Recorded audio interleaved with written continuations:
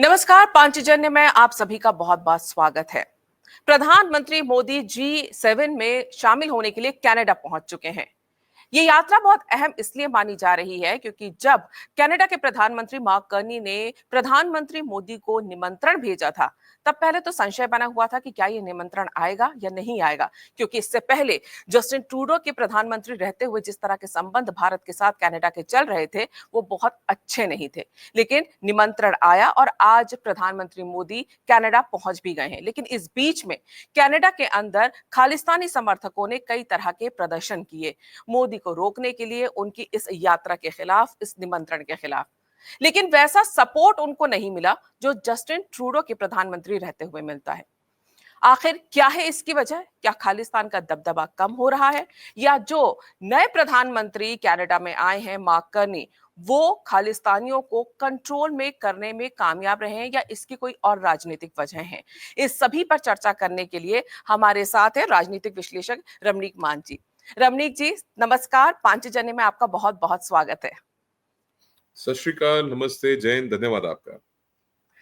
रमनीक जी, हम देख रहे थे कि पहले तो सवाल यही उठ रहा था कि क्या कनाडा मोदी जी को बुलाएगा कि नहीं बुलाएगा, भारत के प्रधानमंत्री को निमंत्रण आएगा कि नहीं आएगा G7 में। लेकिन निमंत्रण भी आया, प्रधानमंत्री मोदी वहां पहुंच भी गए हैं। और कारण पूछा जा रहा है तो मार्क कार्नी जो प्रधानमंत्री कनाडा के हैं, वो बता रहे हैं कि वैश्विक स्तर पे कई तरह के मुद्दों पर चर्चा करने के लिए, सुरक्षा हो, प्रौद्योगिकी हो, उन सब पे साथ उनको भारत का चाहिए, और यही वजह है कि उन्होंने प्रधानमंत्री मोदी को बुलाया। लेकिन इससे पहले जब जस्टिन ट्रूडो थे कुछ समय पहले तक, तब भारत के संबंध कनाडा के, मुझे लगता है शायद अब तक के सबसे खराब जो संबंध रहे हैं कनाडा के, वो इसी दौरान रहे हैं। 10 साल बाद, एक दशक बाद प्रधानमंत्री मोदी कनाडा पहुंचे हैं। इस यात्रा को आप कैसे देखते हैं, और खासतौर से खालिस्तानियों के संदर्भ में? देखिए, इसमें दो बातें उल्लेखनीय हैं कि आपने एक पूर्व प्रधानमंत्री का नाम लिया, जस्टिन ट्रूडो। तो इनके जब पिता हैं पेरे ट्रूडो, उस वक्त भी जब तलविंदर परमार की एक्सट्रेडिशन की बात चली थी, तब तलविंदर परमार को उन्होंने एक्सट्रेडिट करने से मना कर दिया था। और उसका कारण ये बताया था कि भारत जो है वो इंग्लैंड की महारानी के प्रति उतना रिस्पेक्टफुल नहीं है, और सिर्फ ये कारण देके उन्होंने तलविंदर परमार को एक्सट्रेडाइट करने से मना कर दिया था। और उसके बाद वो कहानी जो हुई, कनिष्क की बॉम्बिंग हुई, उसके अंदर 329 जाने गई, और दो लोग जो हैं वो जापान में वो बैगेज हैंडलिंग के वक्त, दो जापानी सिटीजन हैं, वो मारे गए।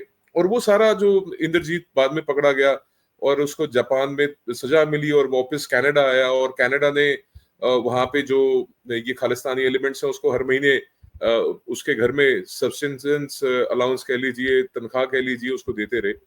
तो ये जो इसका जो जेनेसिस है वो ये नहीं है कि ट्रूडो के वक्त से। ये जो सपोर्ट खालिस्तानी एलिमेंट्स को कैनेडियन गवर्नमेंट और कैनेडियन सिस्टम दे रहा है, वो आज से नहीं, ये 70 के दशक से चल रहा है तमाशा, स्पेशली 77 के बाद से। परंतु इसको जो ज्यादा तूल मिली वो मिली, आप मान के चलिए कि जस्टिन ट्रूडो के कार्यकाल में। और उसके पीछे का एक बड़ा महत्वपूर्ण कारण है, क्योंकि एक कवर अप, एक जिसको हम बोलते हैं कि एक उनका स्मोक वॉल जिसे कहते हैं ना, क्रिएट करने के लिए कारण ये था कि जस्टिन ट्रूडो और उनकी जो पत्नी है, उनका जो चाइनीज बिजनेसेस हैं और उनके साथ जो उनके इंटरेस्ट्स हैं, उनको लेके जब बहुत ज्यादा उनके ऊपर प्रेशर आ गया, और ऐसे 30 के करीब कनाडा के अंदर चाइनीज पुलिस स्टेशन जो है वो खुल गए थे। मैं आपको आपके जानकारी के लिए बता दूं तृप्ति जी, और आपके दर्शकों की जानकारी के लिए, कि कनाडा में बहुत सारे चाइनीज सिटीजन्स भी रहते हैं, और उनके ऊपर सीधी नजर रखने के लिए और उनको आर्म ट्विस्ट करने के लिए, उनको एक तरीके से ब्लैकमेल करने के लिए, कल्चरल सेंटर्स के नाम पे चाइनीज सीसीपी ने कनाडा के अंदर 30 से अधिक स्थानों पे अपने cultural centres, quote and quote police station खोल लिए थे, जहां पे चीनी मूल के जो नागरिक हैं, जो कैनेडियन नागरिक भी हैं, उनको बुला के उनको डराया धमकाया जाता था। और जो चाइना के विरुद्ध बात करते थे या बोलते थे, या जिनका चाइनीज जो सीसीपी है उसके अनुसार कंडक्ट उतना अच्छा नहीं था, तो उसको कवर अप करने के लिए इन्होंने एक ऑर्गेनाइजेशन है कनाडा की, WSO, वर्ल्ड सिख ऑर्गेनाइजेशन, उसको आगे किया। और वर्ल्ड सिख ऑर्गेनाइजेशन जो है, उस वक्त मैं आपको बता दूं कि 3 देशों के ऊपर कनाडा के अंदर इंटरनल अफेयर्स के अंदर हस्तक्षेप करने के आरोप लगते थे। चीन सबसे ज्यादा, ईरान और रशिया। तो ये WSO जो इसके अंदर कूद पड़ा, वो केवल चीन को कवर फायर देने के लिए, एक स्मोक वॉल क्रिएट करने के लिए उन्होंने भारत को इसके अंदर इन्वॉल्व किया। और 1984 में जो कांग्रेस के समय के, राजीव गांधी के समय पे जो एंटी सिख प्रोग्राम हुआ, उसको रॉयट का नाम दिया बाद में। रॉयट तब होता है जब दो समुदाय आपस में झड़प करते हैं, लड़ते हैं। यहाँ पे एक तरफा ही था, और वो कांग्रेसी कार्यकर्ता थे जिन्होंने सिखों की कत्लेआम की पूरे भारत के अंदर, जहां जहां उनसे संभवतः किया गया। नरसंहार था, और सबसे अधिक राजनीतिक नरसंहार था। जी, यस, राजनीतिक नरसंहार था, और सबसे अधिक प्रभावित जो है दिल्ली के सिख रहे। तो उसको प्रेमाइस बना के इंडियन गवर्नमेंट जो है वो सिखों को दबाती है, और हमारे को एक अलग अपना होमलैंड चाहिए। 19 के बाद 20-21 में जब इन्होंने रेफरेंडम की बात की, कोविड आ गया, वो सारी तमाम चीजें जो है वो बिल्डअप करते करते एक समय ऐसे आया जब जो जस्टिन ट्रूडो है वो बहुमत की सरकार से अल्पमत की सरकार में आ गए, और उनको समर्थन देने के लिए आगे आए जगमीत सिंह एनडीपी के। तो एनडीपी के जगमीत सिंह जब आए तो वो अपने साथ एक आइडियोलॉजी भी लेके आए, जो anti India pro Khalistani ideology. तो उसके चलते फिर हमारे जो डिप्लोमेटिक रिलेशंस हैं, जो हमारे कंट्री टू कंट्री रिलेशंस है, वो सारे एकदम निचले स्तर पे। आज यदि हम बात करें तो निम्न स्तर पे भारत और कनाडा के संबंध है, और 2015 के बाद पहली बार 10 सालों में प्रधानमंत्री मोदी पुनः कनाडा जा रहे हैं। और एक आशा ऐसी है कि इनके जाने के बाद, प्रधानमंत्री मोदी के जाने के बाद, कोई साइडलाइंस के ऊपर बायलैटरल द्विपक्षीय बातचीत के अंदर भी कुछ चीजों का जो है वो इलाज हो सकता है, उनका उपचार हो सकता है। और एक महत्वपूर्ण बात हो रहा है कि ये देखने लायक होगा कि प्रधानमंत्री मोदी कनाडा के अंदर जो कनेडियन सिटीजन, जो कनेडियन नागरिक हैं, वो भारत के खिलाफ जिस प्रकार का एक विष घोल रहे हैं और भारत को तोड़ने की बात कर रहे हैं, उसको किस तरीके से एड्रेस करते हैं। बिल्कुल, यही एक चीज देखने के, ये तो अभी प्रधानमंत्री मोदी वहां पहुंच चुके हैं। लेकिन जिस तरह से उनको निमंत्रण भेजा गया, पहले ये संशय था कि बुलाएंगे या नहीं बुलाएंगे। जो संबंध पुराने चल रहे थे जस्टिन ट्रूडो के समय से, आपने खुद देखा था कितना ज्यादा तनाव हो गया था जब वो निज्जर की हत्या का आरोप बिना सबूतों के भारत के ऊपर लगाया गया था। और ये जो प्रदर्शन हुए हैं, जो मोदी जी के कनाडा की यात्रा के खिलाफ हो रहे थे, G7 में शामिल होने को लेकर हो रहे थे, तब भी ये जो खालिस्तानी समर्थकों का ये जो छोटा सा गुट है, वो यही आरोप लगा रहा था कि जिस देश के ऊपर हमारे यहाँ के सिटीजन को मारने का आरोप है, निज्जर को मारने का आरोप है, उन्हें नहीं बुलाना चाहिए। लेकिन इस बार उनकी सुनी नहीं गई। क्या आपको लगता है कि कनाडा को अब ये एहसास होने लगा है, जो तनाव भारत और कनाडा के बीच में हुआ था, कि इस तनाव से फायदा कम है, जस्टिन ट्रूडो को राजनीतिक फायदा था, लेकिन अगर वैश्विक स्तर पर देखा जाए तो भारत के साथ संबंध खराब करना कनाडा के लिए आने वाले समय के लिए नुकसानदेह हो सकता है? देखिए, 2-3 बातें इसमें से निकल के आती हैं। पहला, आपने उल्लेख किया कि जस्टिन ट्रूडो के समय पे जिस प्रकार से तूल दी जाती थी इन खालिस्तानी तत्वों को कनाडा के अंदर, और वो अब क्या मार्क कार्ने के आने के बाद उसमें कोई परिवर्तन? हाँ, विजिबली दिख रहा है कि उनकी इंटेंशन है। देखिए, उसके ना 2-3 कारण भी हैं। केवल एक कारण भारत के साथ संबंध बनाना नहीं है। देखिए, G7 जो है पहले G8 होता था, अभी ये 51st एडिशन है, 50 और 51वां ये एडिशन है G7 का। और G8 होता था, इसमें से 2014 में रशिया को बाहर किया गया था। तो उसके बाद जो बड़ी अर्थव्यवस्थाएं हैं, उनको इनवाइट करने का सिलसिला 2019 से भारत को इसमें एज ऑब्जर्वर बुलाया जाता है। तो 2019 में भी प्रधानमंत्री मोदी जो है उनके आने के बाद ही, देखिए, मैं 2 बातों को इसके अंदर एक आपको उल्लेख कर देता हूं। जो आपने बात की हरदीप सिंह निज्जर के कत्ल की, हरदीप सिंह निज्जर का कत्ल, देखिए, उसके अंदर आज 3 साल 1 दिन हो गए हैं। हम आज 16 जून को इनका कत्ल हुआ था, 3 साल से ऊपर हो गया समय। इन्होंने जो उनके कातिल है उनको भी गिरफ्तार कर लिया। उनका जो कन्फेशनल स्टेटमेंट है, जो उन्होंने कन्फेशन किया है, वो अभी तक जारी नहीं किया गया। और अगर कनाडा की जो लॉ कह लीजिए या जस्टिस डिलीवरी सिस्टम जो है, उनका जो न्याय प्रणाली है, अगर आप उसका ट्रैक रिकॉर्ड उठा के देखेंगे तो आप पाएंगे कि कनिष्का बॉम्बिंग का भी 35 साल तक इन्होंने कोई उसको क्लोजर नहीं मिला। उसके अंदर 35 साल लग गए उनको इंसाफ देने में। और अगर ये इसी तरीके से इसको घसीटते रहेंगे, लटकाते रहेंगे, और जो गिरफ्तारियों के बाद भी अगर इस केस को सेटल नहीं करते अपने जो भी उनका लीगल सिस्टम उसके अनुसार, तो समस्या हमारे लिए ये होती है कि ये जो वहां पे खालिस्तानी तत्व हैं, ये उसको एक बहाना, उसको एक प्रेमाइस बना के निरंतर भारत के खिलाफ जो है वो टारगेटिंग करते रहेंगे। और आप ये पाएंगे कि इनका जो प्राइमरी टारगेट है वो प्रधानमंत्री मोदी खुद हैं। वो रिजीम भारतीय जनता पार्टी की है। उनके लिए भारत एज सच आप कभी भी सुनेंगे तो भारत के झंडे को निशाना बनाएंगे, मोदी जी के चेहरे को निशाना बनाएंगे। और कारण उसका ये है कि ये जो इनके पीछे के जो तत्व हैं, जब चाइनीज एलिमेंट्स हैं, चाहे आईएसआई एलिमेंट्स हैं, उनको ये पता है कि ये स्ट्रेंथ जो भारत की जो शक्ति है, जो ताकत है, आज जो वैश्विक पटल के ऊपर भारत अपना जो सही स्थान है उसको रिक्लेम करने जा रहा है, तो वो केवल एक व्यक्ति और एक व्यक्ति की विजनरी लीडरशिप के अंदर जो है वो भारत इस स्तर पर आगे आ गया है। अब अगली बात जो है कि ये G7 के अंदर किस प्रकार से, हाँ, भारत भी अपने कंसर्न, जो बायलैटरल जो साइड टॉक्स होती हैं, जो द्विपक्षीय बातचीत होती है, उनके अंदर अपनी बात रखेगा। और ये भी स्पष्ट किया गया है कि इसके एंड के ऊपर एक जॉइंट स्टेटमेंट जारी नहीं की जाएगी। जॉइंट स्टेटमेंट जारी इसलिए नहीं की जाएगी क्योंकि इस वक्त डिफरेंसेस बहुत ज्यादा हैं सभी देशों, चाहे वो आप यूएस कनाडा की बात कर लीजिए या यूरोप और यूएस की बात कर लीजिए, क्योंकि अधिकांश जो इसमें देश है वो यूरोप के, एशिया का जो परमानेंट मेंबर केवल जापान है। तो ये इस सिचुएशन में कनाडा के लिए ये जो खालिस्तानी तत्व हैं वो ज्यादा इनके इंटरनल प्रॉब्लम्स क्रिएट करने के लिए, चाहे वो मर्डर्स हो, चाहे वो अबडक्शंस हो, चाहे वो ड्रग डीलिंग हो, चाहे वो ड्रग पेडलिंग हो, चाहे इलीगल वेपन रैकेट्स हो, चाहे मानव तस्करी की बात हो, तो ये सारे कामों के अंदर ये स्पेनिश गैंग्स के साथ मिलकर ये खालिस्तानी जो है ये कर रहे हैं वहां पे ऑपरेट।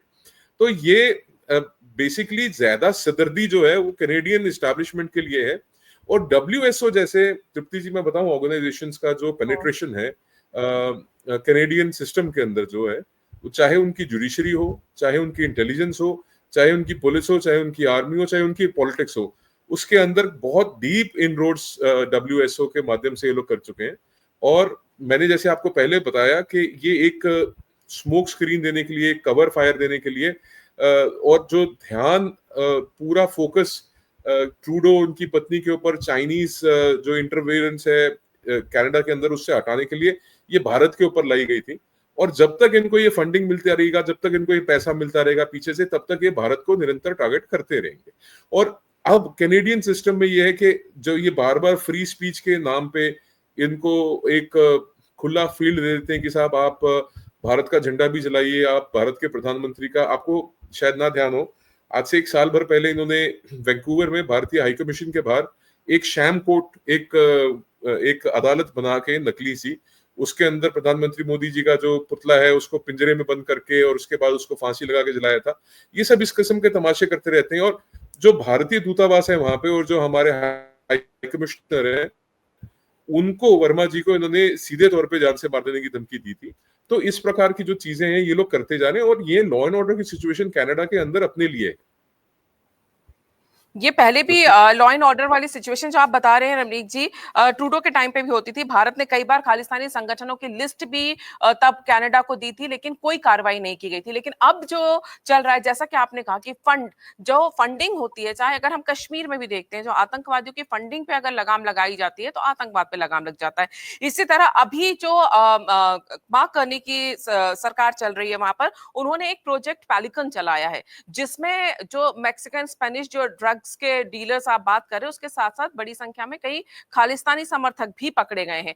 क्या लगता है आपको कि अगर ये जो इनकी कमर है, जो मेन पैसा जो आता है, जैसा कि आप बता रहे थे, शायद ड्रग्स वगैरह से ही आता है, उसी के पैसे से ये सारा नेटवर्क चलता है इनका, क्या इस पर अगर लगाम लगाई जाए तो काफी हद तक ये जो खालिस्तानी मूवमेंट चलाने की कोशिश करने वाले आतंकवादी हैं, खासतौर से पतवंत सिंह पन्नू जैसे लोग जो अमेरिका में बैठकर बातें करते हैं, धमकियां देते हैं, वीडियोस बनाते हैं, इन लोगों की कमर सिर्फ इसी तरह से तोड़ी जा सकती है कि इनके फंडिंग के सोर्स के ऊपर अगर प्रहार किया जाए?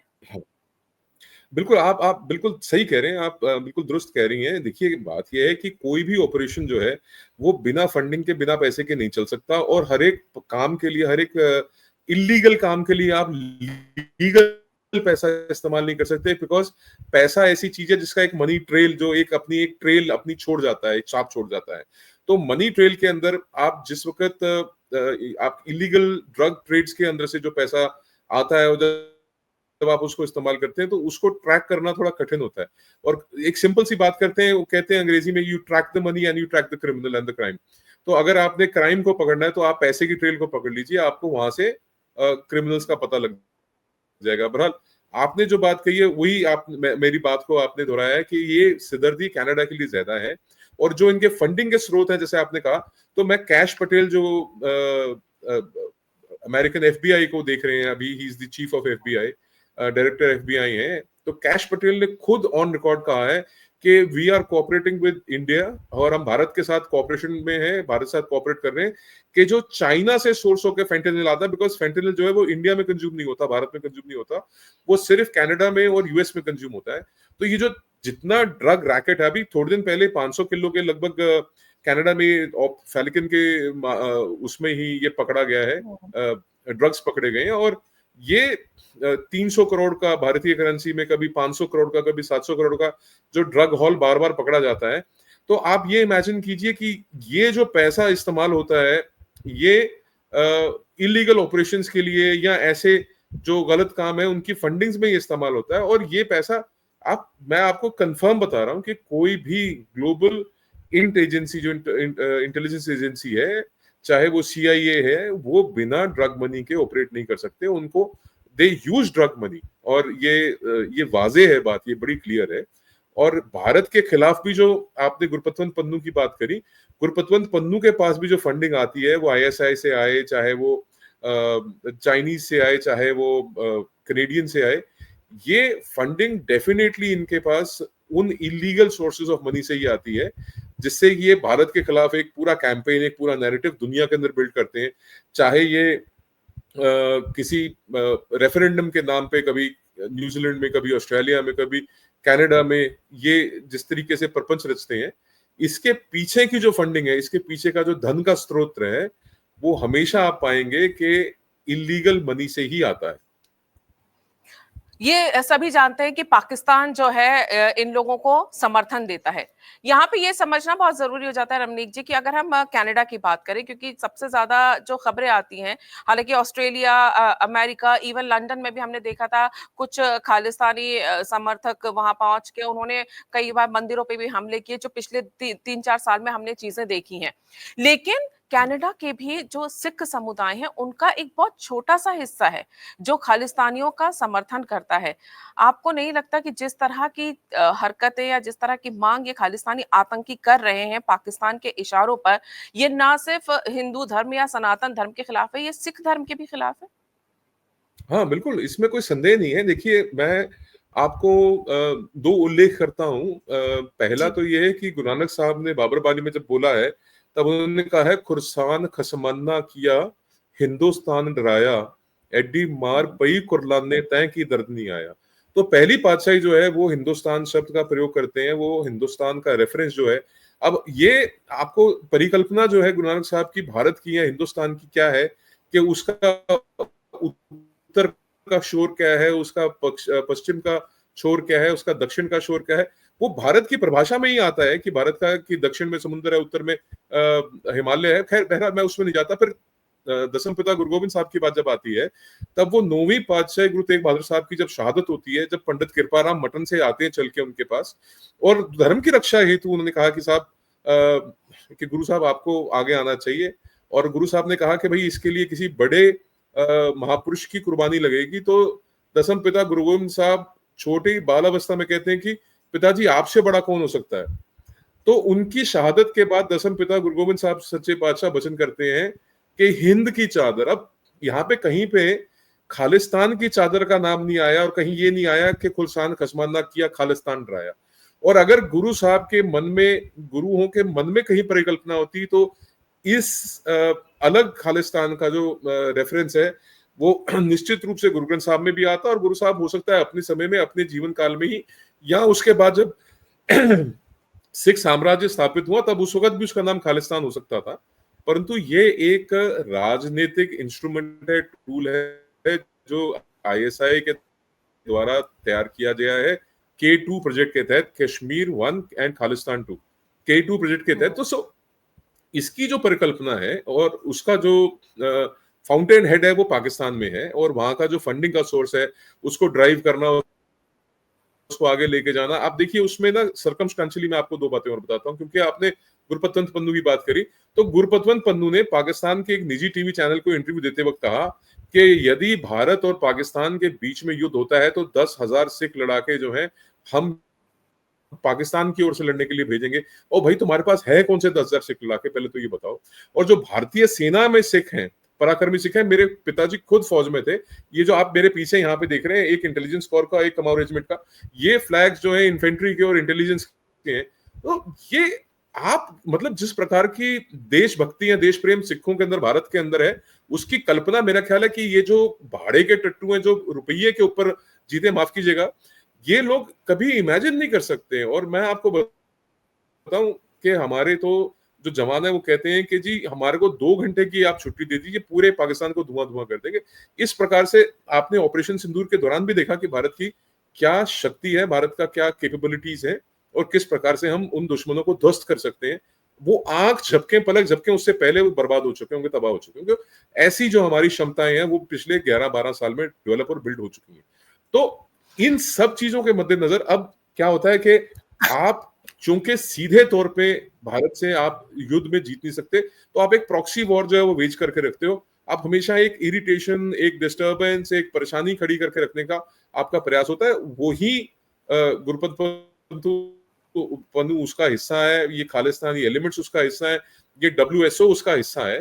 तो अब आपने कहा कि जो कनाडा के अंदर, हाँ, तो ये चाहते हैं कि भारत के अंदर एक एंटी सिख हेट जो है वो उठे, कि स्वामी नारायण मंदिर है, बैप्स मंदिर है कनाडा में, उसके ऊपर ये जाके आक्रमण करेंगे या उसको डीफेस कर देंगे या पेंट से खालिस्तान लिख देंगे। तो इनके वो करने से देखिए, आपने पूछा संख्या क्या है, तो मैं एम्बेसडर वर्मा जो कनाडा से वापस आए, उनकी जो संख्या, उन्होंने जो गिनती बताई, उन्होंने कहा कि पूरे कनाडा में 10,000 से अधिक ऐसे खालिस्तानी समर्थक नहीं है।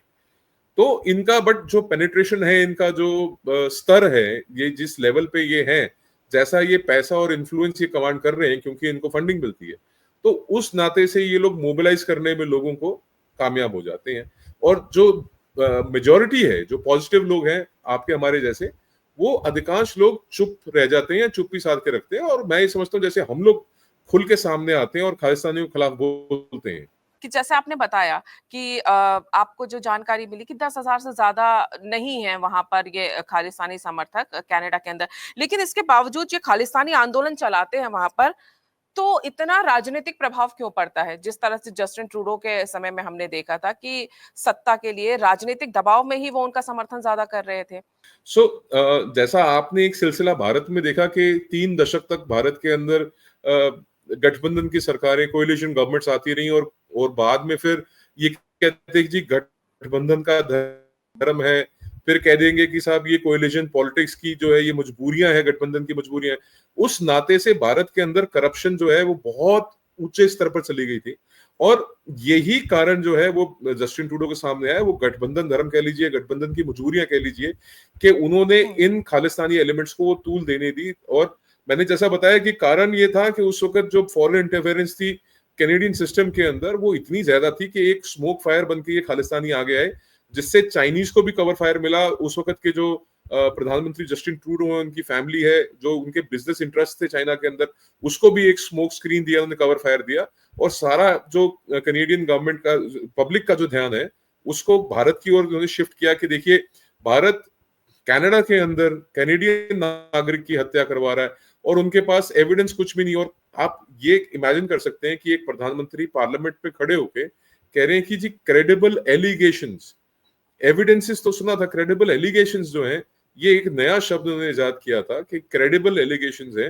कि agents of government of India were involve. और उसका आज तक 3 साल हो गए निज्जर की हत्या को, अभी 16 जून को 3 साल पूरे हो गए, अभी तक इन्होंने कोई एविडेंस भारत के साथ शेयर नहीं की। और आपको मैं दिलचस्प बताता हूं कि भारत और कनाडा के बीच में एक एमलाट करके एग्रीमेंट है, that's mutual legal agreement treaty. MLAT हमारा इनके साथ साइन हो रखा है, जिसके तहत इंटेलिजेंस शेयरिंग भी है और म्यूचुअल अरेंजमेंट्स जो हैं, जैसे अभी हमारे 50 के लगभग भारत के पेंडिंग है एक्सट्रेडिशन रिक्वेस्ट, कि आप उनको एक्सट्रेडिट कीजिए। और हमने पहले जब एक्सट्रेडिशन रिक्वेस्ट दी तो कैनेडियंस ने कहा कि साहब हमारे जो कोर्ट ऑफ लॉ है उसके अंदर ये एडमिसिबल नहीं है जो आप एविडेंसेस दे रहे हैं, आप इसको इस पैटर्न पे बना के दीजिए। और वो दोबारा हमने वो डॉजियर्स और वो सारी एविडेंसेस हैं उनको कैनेडियन लीगल सिस्टम में जो एडमिसिबल हो कैनेडियन कोर्ट्स में उसके हिसाब से बना के दिया है। बावजूद उसके जो 50 एक्सट्रेडिशन रिक्वेस्ट हैं वो भी पेंडिंग है। तो ये उनको लंबा करने के लिए कि वो 50 एक्सट्रेडिशन ना करनी पड़े, निजर के केस को आप ओपन रखिए, निजर के केस को क्लोज ना दीजिए और उस एक प्रेमाइस में उस बहाने से आप इनके एक्सट्रेडिशंस को रोक के रखिए। ऐसे में इसीलिए अब जो है आज की जो तस्वीर की अगर हम बात करें तो प्रधानमंत्री मोदी का इस समय कनाडा जाना, क्या आपको लगता है कि फ्यूचर में अब कनाडा के साथ संबंध सुधर सकते हैं, और विशेष तौर से जो भारत की अपेक्षा कनाडा से रहती है कि जो खालिस्तानी समर्थक हैं या जो संगठन वहां पर चल रहे हैं उन पर लगाम लगाई जाए, क्या इस पर अब बातचीत हो पाएगी? क्या लगता है कोई कार्रवाई हो पाएगी अब? पहले तो ये है कि मैं समझता हूँ कि प्रधानमंत्री जी के जो टूर प्लान करते हैं, जो लोग ये सारे अरेंजमेंट्स करने में रिस्पॉन्सिबल हैं, उनको मैं उनकी सराहना करना चाहूंगा, क्योंकि उन्होंने G7 की विजिट को एक 3 देशों का दौरा बना दिया, जिसमें एक बड़ा महत्वपूर्ण देश है साइप्रस, जिसमें प्रधानमंत्री जी पहले गए, आपने देखा साइप्रस से तस्वीरें आई, और साइप्रस में जाके उन्होंने तुर्की को एक बहुत बड़ा इशारा दे दिया। और उसके बाद ये अब आज प्रधानमंत्री साहब कनाडा में और वापसी में क्रोएशिया होकर आएंगे, जो एक बाल्कन कंट्री, एक बाल्कन स्टेट है, इट्स सदर्न यूरोप। तो बहरहाल कहानी ये है कि ये पहले G7 से हटके अब ये 3 देशों का दौरा बन गया, वेरी वेरी वेल प्लान्ड। और दूसरा ये जो हमारे साइडलाइंस पे जो द्विपक्षीय बातचीत होगी प्रधानमंत्री मोदी जी की और मार्क कार्नी की, उसके अंदर ये सारे मैटर्स डिस्कस होंगे।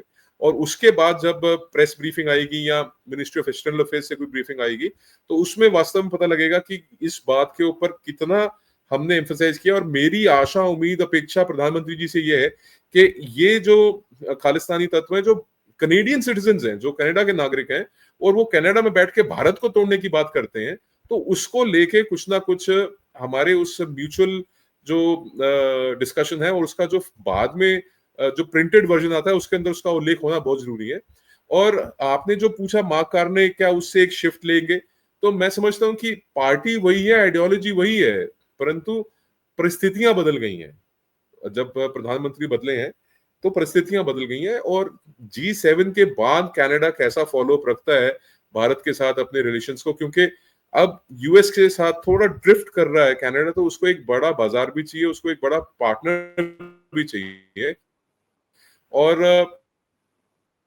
भारत क्योंकि विश्व की सबसे बड़ी डेमोक्रेसी है और चौथी बड़ी अर्थव्यवस्था है दुनिया की, तो भारत का उनके साथ एक टाई अप होना स्वाभाविक भी है। परंतु उनके इंटरनल प्रेशर्स को कैसे वो नेविगेट करते हैं और कैसे वो भारत के साथ G7 के बाद भी अपने संबंध बना के रखते हैं। और एक इसके अंदर विशेष बात मैं कहना चाहूंगा तृप्ति जी के 2027 में पंजाब में चुनाव है, अर्ली 27 में, फरवरी मार्च में गालिबन, तो 10 मार्च से पहले जो है वहां पे नई सरकार बननी चाहिए। तो तब तक ये भी एक फॉलोअप देखना पड़ेगा कि कनाडा से सरकार की इंटरफेरेंस भारत की ओर आती है और हम उसको किस तरीके से डिप्लोमेटिक लेवल पे डील करते हैं।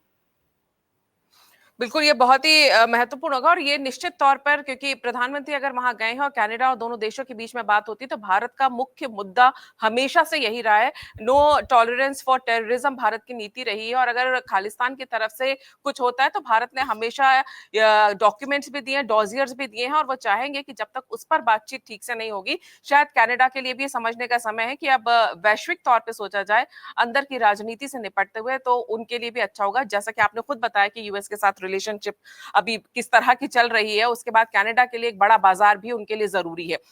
जाते जाते बस मैं आपसे यही कहूंगी कि जो खालिस्तान समर्थक जो है, अगर लोगों का ब्रेन वॉश करते हैं, तो अक्सर मेरे जहन पे ये सवाल आता है, ये सोचने में आता है कि अगर ये सच में सिखों के समर्थक होते, तो जब पाकिस्तान के अंदर सिखों को प्रताड़ित किया जाता है तब क्यों नहीं बोलते? जब अफगानिस्तान में सिखों को प्रताड़ित किया जाता है तब क्यों नहीं बोलते? सिखों के जहां जहां अत्याचार हुए तब कभी कोई भी खालिस्तानी, कोई पतवंत सिंह पन्नू, कोई सामने नहीं आता। तब भारत के ही सिख, वो देशभक्त सिख जो कनाडा में या डायस्पोरा में जहां जहां फैले हैं, वो सब सामने आते। तो एक बहुत छोटा सा हिस्सा है, इनके तो बहकावे में ना आया मैं जाए, जो पाकिस्तानी स्टूज हैं। जी जी बोलिए। नहीं, मैं इसमें 2-3 बातें और जोड़ता चलूँ, क्योंकि हम अभी तक सिर्फ भारत-कनाडा की बात कर रहे थे, तो अब आपने चूँकि सिखों की बात की है, तो इसके अंदर मैं बहुत महत्वपूर्ण 2-3 आपके सामने पक्ष रखना चाहता हूँ। जब अफ़गानिस्तान से श्री गुरु ग्रंथ साहब के स्वरूप लेके आने थे, तब प्रधानमंत्री मोदी, उनके कैबिनेट के मंत्री हरदीप सिंह पुरी साहब जो हैं, वो वहाँ पे गए और वो बहुत सम्मान के साथ गुरु ग्रंथ साहब के स्वरूपों को लेके आए।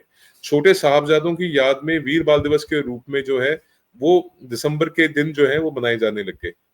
तीसरा, चाहे वो करतारपुर साहब का कॉरिडोर खोलने की बात हो, चौथा हेमकुंड साहब से रोपवे बनाने की बात हो, पांचवा गुरु नानक साहब की बाणी को विश्व की बड़ी भाषाओं में यूनेस्को के माध्यम से ट्रांसलेट करके उसको दुनिया भर में पहुंचाने की बात हो, छठवां गुरु गोबिंद साहब सच्चे पातशाह का 350 साल पर मनाने की बात हो, गुरु तेग बहादुर साहब का 400 साल पर मनाने की बात हो, गुरु नानक साहब का 500 साल पर मनाने की बात हो, और ये राष्ट्रीय स्तर पर मनाने की बात नहीं कर रहा हूं मैं। तो ये जितना कुछ, और खुद दस्तार बांध के निरंतर गुरुद्वारे में जाना, कभी पटना साहब, कभी बंगला साहब, और जिस प्रकार से स्नेह दिखाया है प्रधानमंत्री मोदी जी ने, और वो एलिमेंट्स, वो तत्व जो कनाडा यूएस में बैठे हैं, जो ब्लैकलिस्टेड सिख थे, उनको जिस प्रकार से प्रधानमंत्री मोदी जी ने ब्लैकलिस्ट से हटाया। और सबसे बड़ा मैं समझता हूं कि 1984 के दंगों को दोबारा ओपन करके सेट बना के, एसआईटी बना के, उसके बाद ये सज्जन कुमार, जगदीश टाइटलर जैसे जो दुर्दांत हत्यारे हैं, इन लोगों को सजा दिलवाने का जो प्रयास है, और सजा दिलवाई भी सज्जन कुमार को, तो ये करना एक व्यक्ति के द्वारा, मैं समझता हूं कि इससे अधिक भारत में किसी प्रधानमंत्री ने सिखों के लिए कभी कुछ नहीं किया। और उसको भारत से बाहर सिखों का दुश्मन दिखाने का प्रयास करना, इससे घटियापन जो है वो हो नहीं सकता। और कई बार बहुत अफसोस होता है, बहुत महसूस होता है कि क्या इससे अधिक कोई प्रधानमंत्री आज तक भारत के इतिहास में, मनमोहन सिंह भी सिख प्रधानमंत्री रह लिए, ज्ञानी जाल सिंह राष्ट्रपति रह लिए, किसी ने क्या कभी सिखों के लिए इससे अधिक किया है? और इससे अधिक क्या कोई और कर भी सकता था? और उसके बावजूद अगर आप मोदी जी के प्रति एक नफरत का भाव प्रकट करने का प्रयास कर रहे हो, तो आप राजनीतिक रूप से मोटिवेटेड हो, आप पैसे में बिके हुए हो, या आपका कोई और कारण है, पर आप सिक्खी से प्रेरित, गुरु ग्रंथ साहब के सिद्धांतों से प्रेरित, 10 गुरुओं के सिद्धांतों से प्रेरित बिल्कुल नहीं हो सकते। ये बात स्पष्ट है। बिल्कुल, आपने ठीक कहा। और ये जो बात करते हैं खालिस्तान के समर्थक होकर सिखों के पैरोकार बनने की कोशिश करते हैं, वो मुट्ठी भर लोग हैं अगर पूरी दुनिया के हिसाब से देखा जाए, तो इनके ऊपर कोई भी सच्चा सिख मुझे नहीं लगता कि विश्वास करता है। मैं मेरे आप को मेरे जैसे को सबसे ज्यादा हैं। मेरे को भारतीय सिख होने पे, मैं अपने आप को भारतीय सिख कहता हूँ। मेरे को भारतीय सिख होने पे बहुत गर्व है, मुझे बहुत फक्र है कि मैं देश का नागरिक हूँ। भारत का जिम्मेवार नागरिक होना मेरे लिए सबसे पहले इम्पोर्टेंस रखता है। और दूसरा, बहैसियत सिख, एक सिख होने के नाते मुझे बहुत गर्व है कि एक जनरेशनल लीडर प्रधानमंत्री मोदी जी के रूप में भारत को मिला है, जो ना सिर्फ सिखों को, पर सबके साथ सबके विकास की बात करता है, और जिसने वास्तव में जो हीलिंग टच है 1984 के दंगों के बाद, ये कल्पना करना, तृप्ति जी, मैं आपको भावनाएं नहीं बता सकता, कि बात करते हुए रोंगटे खड़े हो जाते हैं, कि ये कल्पना करना इतना कठिन था 1984 के दंगों के बाद, 1984 के कत्लो गारत के बाद, कि कभी भारत प्रधानमंत्री के घर में सिखों का एक डेलीगेशन बाइज्जत बुलाया जाएगा, और कभी भारत के विभिन्न जो गवर्नर हाउसेस हैं, यानी कि राजभवन है, उनके अंदर गुरु ग्रंथ साहब का प्रकाश होगा, और वहां पे कीर्तन दरबार लगेंगे। कभी भारत के प्रधानमंत्री खुद, मतलब गुरु तेग बहादुर साहब सच्चे पातशाह के जो 400वें उनके उनके गुरपुरब पे जाएंगे, और उस स्थान से उसको सेलिब्रेट करेंगे जहां से उनको कत्ल करने का आदेश जारी किया गया था। कि कभी 350 साल गुरु गोबिंद साहब का होगा, उसके अंदर प्रधानमंत्री जी पगड़ी बांध के बैठेंगे, कि कल्पना से परे था, कभी सोच नहीं था, परंतु ये सब करके दिखाया है। उसके लिए मैं समझता हूँ कि हम सब बहुत कृतज्ञ हैं, और होना भी चाहिए। और जिस प्रकार से जो स्नेह, प्रेम और अपनापन सिखों के प्रति मोदी जी ने दिखाया है, तो ये जितना आप कनाडा से, अमेरिका से देखते हैं, ये सब आर्टिफिशियल है जी। ये लोग सिखों में, मिलता ही नहीं सिखों में। क्योंकि आपने तो उल्लेख किया कि पाकिस्तान के अंदर सिखों के ऊपर जो जिस प्रकार से प्रताड़ना हो रही है, आप मुझे बताइए कि पंजाब के अंदर भी जो मिशनरीज काम कर रही हैं, जो सिखों की संख्या घटती जा रही है, 11% जो सिख घट गए हैं पंजाब में, उसके लिए भी तो इनको बात करनी चाहिए, आवाज उठानी चाहिए। जो ड्रग्स की प्रॉब्लम पंजाब में, उसके बारे में क्यों नहीं बोलते? और जब ये खालिस्तान का नक्शा जारी करते हैं तो उसमें ननकाना साहब क्यों नहीं होता, उसमें लाहौर क्यों नहीं होता, उसमें पंजा साहब क्यों नहीं होता, उसमें करतारपुर साहब क्यों नहीं होता? वो इसलिए नहीं होता क्योंकि पैसे तो पाकिस्तान से मिलते हैं, और मोदी को गाली बिल्कुल देने सही पे बात है। पैसे इनको हो सकता है कि $5 फालतू मिलते हैं। नहीं, बात सही है। मैंने जिस तरह आप बता रहे हैं पाकिस्तान वहाँ या बांग्लादेश या अफगानिस्तान के सिक्कों की बात तो हम कर ही रहे थे, लेकिन पंजाब के सिक्कों का आपने बहुत अहम मुद्दा उठाया है, जहां पर कन्वर्जन इस समय सबसे बड़ी समस्या बनी हुई है। उस पे भी कोई खालिस्तानी समर्थक आगे आके कभी नहीं बोलता कि ये सिक्की के खिलाफ है, इस तरह से नहीं होना चाहिए, या हमारे जो आने वाली जनरेशन है वो ड्रग्स के चंगुल में फंस रही है तो हमें इससे निकालना है। तो इसलिए उनका जो एजेंडा है वो बहुत साफ है, पूरी दुनिया समझती है। और मुट्ठी भर लोग, जैसा कि रमनीक जी मैं कह रही हूँ, मुट्ठी भर लोग मिलकर इस तरह से सिख धर्म को कभी भी छू नहीं सकते हैं, ना उसको कभी इस तरह से अपमानित कर सकते हैं। उन लोगों को जरूर अपमानित होना पड़ेगा आगे चलकर, क्योंकि उनके इंटेंशंस भी सही नहीं है, उनके इरादे भी सही नहीं है, धर्म को लेकर उनकी भावनाएं भी सही नहीं है। आपने हमारे साथ इतनी बातचीत की, हमारे साथ जुड़े, उसके लिए रमनीक जी आपका बहुत बहुत धन्यवाद। बहुत बहुत धन्यवाद तृप्ति जी, आपके माध्यम से अपनी बात लोगों तक पहुंचाने का अवसर आपने दिया।